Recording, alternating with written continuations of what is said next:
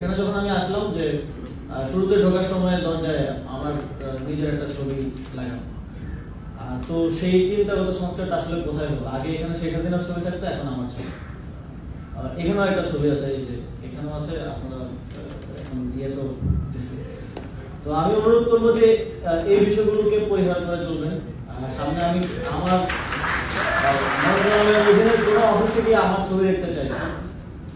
এই জায়গাগুলোতে যারা উপযুক্ত আছেন, এই জুলাই গণঅভ্যুত্থানের শহীদরা আছেন, আমাদের ৭১ মুক্তিযুদ্ধের বীরশ্রেষ্ঠরা আছেন, তাদেরকে আমরা স্মরণ করবো। তাদেরকে স্মরণ করার জন্য তাদের ছবি কিংবা প্রদর্শনী সেগুলো আমরা রাখবো।